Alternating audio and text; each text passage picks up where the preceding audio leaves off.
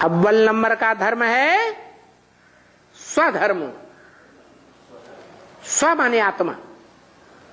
कौन सा धर्म? आत्मा के धर्म में स्थिर रहना चाहिए। कुछ भी करो, आत्मा के धर्म में स्थिर रहो। माने आत्मा की स्मृति की धारणा करो। स्वधर्मे निधनम से परधर्मो भयावह। अपनी आत्मा के धर्म में स्थिर रहने वाला श्रेष्ठ ते श्रेष्ठ है, श्रेष्ठ जीवन जिएगा।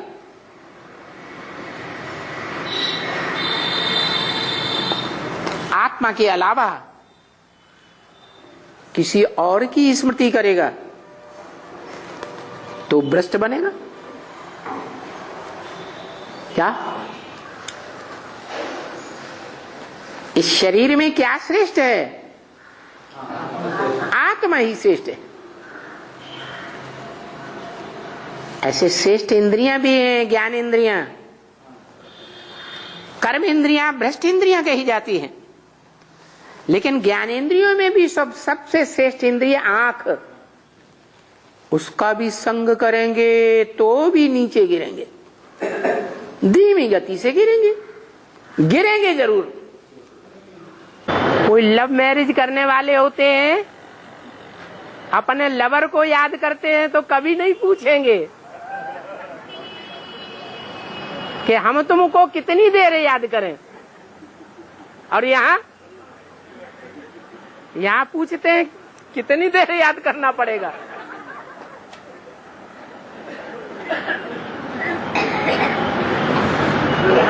इसके लिए गीता में एक श्लोक आया है,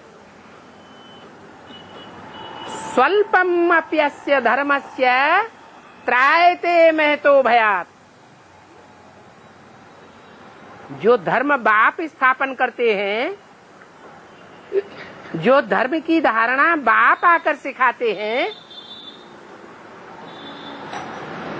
क्या है मुख्य धर्म? है आत्मिक स्थिति। उस स्थिति में टिकना ही हमारा धर्म है। इस धर्म का स्वल्प मात्र भी अभ्यास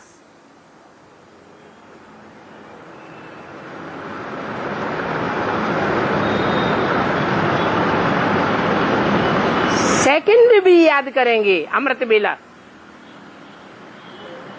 तो भी बड़े बड़े भय से पार कर देगा।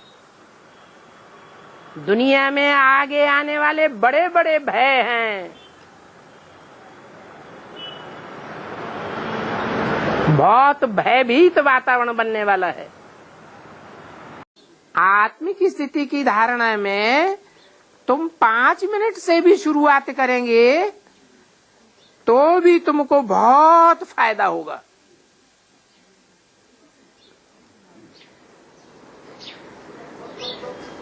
वो भक्ति मार्ग में भी गीता लिखी है। जब लिखी गई थी गीता तो द्वापर युग सतो प्रधान था या तमो प्रधान था? सतो प्रधानता में सच्ची बात लिखी गई होगी या झूठी बात लिखी गई होगी? वहां भी आया है स्वल्पम अप्यस्य धर्मस्य त्रायते महतो भयात्। महान भय से ये आत्मिक स्थिति के धर्म में टिकना महान भय से रक्षा कर देता है। ऐसा भी समय आवेगा, चारों तरफ भय के बादल मंडरा रहे होंगे। उससे तुम्हें थोड़ी सी भी याद होगी, आत्मिक स्थिति की थोड़ी सी भी प्रैक्टिस होगी तो तुम उस भय से बच जावेंगे। दिन में तो भले याद ठहरे भी नहीं, रात को तो पुरुषार्थ जरूर करो। उस समय माया याद में विघ्न डालती है, परवाह नहीं। क्या माया बिघन डालती है, संकल्प विकल्प आते हैं, उसकी कोई परवाह नहीं। क्यों? क्योंकि हम जानते हैं 63 जन्मों की रील अभी घूम रही है। अच्छे बुरे कर्म उदय हो रहे हैं। अच्छे कर्म उदय होते हैं तो सहज सहज याद आती है, और बुरे कर्म उदय होते हैं, रील में घूमते हैं तो माया बिघन डालती है कि शिव बाबा की याद में हम जरूर रहेंगे। ये धर्म की धारणा करो। थोड़ा भी अगर अभ्यास हो गया तो तुम पार लग जावेंगे। इसलिए गीता में कहा है स्वल्पम अप्यस्य धर्मस्य त्रायते महतो भयात्। जो धर्म मैं सिखाता हूं आत्मिक स्टेज का, कर्म करते आत्मिक स्टेज में रहो। अगर इसका थोड़ा भी अभ्यास किया तो क्या होगा रिजल्ट? तुम बड़े से बड़े भय को पार कर जावेंगे। बाबा सुनाते तो है ना, क्या सुनाते हैं? मौत का बाजार लगेगा, खून की नदियां बहेंगी। अभ्यास पक्का हो गया तो उस अभ्यास को छोड़ने में उल्टा अभ्यास करना पड़े या नहीं है? तो अभ्यास करो, और सहज अभ्यास है वो। अभ्यास 63 जन्म किया, और ये अभ्यास है 1 जन्म भी नहीं। 1 जन्म पूरा ये अभ्यास करते हो क्या? वो भी नहीं। स्वल्पम अप्यस्य धर्मस्य त्रायते महतो भयात्। इस आत्मिक धर्म का थोड़ा सा भी अभ्यास बड़े बड़े भय से दूर कर देगा, जो आने वाले भय हैं। अभी संगम युग इसीलिए तो श्रेष्ठ है। संगम युग में गिरती कला नहीं है। थोड़ा भी बाबा को याद किया तो भी चढ़ती कला है। स्वल्पम अप्यस्य धर्मस्य त्रायते महतो भयात्। ये जो स्वधर्म है ना, आत्मा का धर्म, आत्मा को याद करना, ये ऐसा आत्मिक धर्म है कि इसको थोड़ा सा भी पालन करेंगे तो दुनिया में आने वाली जो बड़ी बड़ी आपदाएं हैं उनसे छुटकारा मिल जाएगा आत्मिक स्थिति में रहने से। अभी प्रत्यक्ष देखो, जो आत्मिक स्थिति में रहने की प्रैक्टिस वाले हैं उनमें भूत प्रवेश नहीं करेगा। जो देवान में रहने वाले हैं उन्हीं में भूत प्रवेश करता है, जो टेंशन में आते हैं। टेंशन में आदमी कब आता है? जब देवान में रहता है तो टेंशन में आता है। टेंशन में आता है, वाइब्रेशन खराब होते हैं, वो भूत प्रेत आत्मा वाइब्रेशन को पकड़ के उनमें प्रवेश कर जाती है। तो आत्मिक स्थिति का इतना प्रभाव है। जो आत्मिक स्थिति वाले होंगे उनमें भूत प्रेत नहीं प्रवेश करेंगे। और भूत प्रेत कौन बनते हैं? जो और धर्मों की आत्माएं वो भूत प्रेत बनती हैं, क्योंकि पाप कर्म ज्यादा करती है, बाबा की श्रीमत को समझती नहीं। बाबा कोई नहीं समझती। कर्म अकर्म विकर्म की गति तो बाबा समझाता है। पुण्य क्या है, पाप क्या है, वो तो बाबा बताता है। दुनिया तो जानती ही नहीं क्या पुण्य है क्या पाप है। कि शिव बाबा की याद में हम जरूर रहेंगे। ये धर्म की धारणा करो। थोड़ा भी अगर अभ्यास हो गया तो तुम पार लग जावेंगे। इसलिए गीता में कहा है स्वल्पम अप्यस्य धर्मस्य त्रायते महतो भयात्। जो धर्म मैं सिखाता हूं आत्मिक स्टेज का, कर्म करते आत्मिक स्टेज में रहो।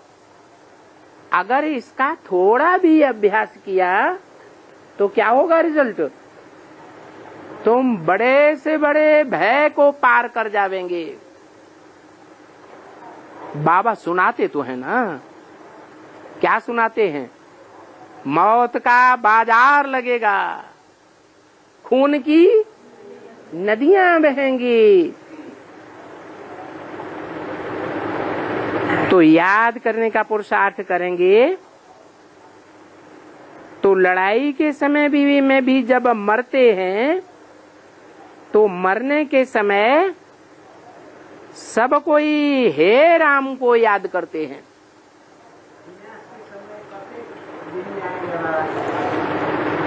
विनाश का समय अंत समय है या मध्य समय है या आदि समय है? क्या है? विनाश का समय अंत है, आदि है या मध्य है? हैं? अंत है। तो जब अंत समय आता है तो राम ही सारी दुनिया को याद आता है। साधारण मौत भी मरते हैं तो किसको याद करते हैं? राम नाम सत्य है। ये भक्ति मार्ग में करते हैं ना, ये कब की यादगार है? जब सारी दुनिया क्या मरा पड़ेगा तो किसको याद करेंगे? है सारी दुनिया झूठी और एक राम सच्चा। त्यागते नहीं है पूरा। क्या?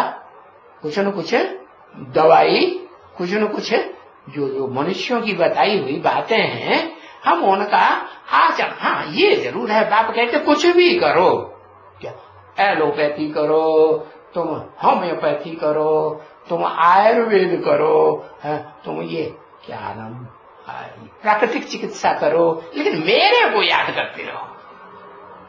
क्या पक लगा दी? क्या प्रैक्टिस करो, कुछ भी करो, लेकिन बीच बीच में मेरे को वेद दिया। जैसे गीता में लिखा है,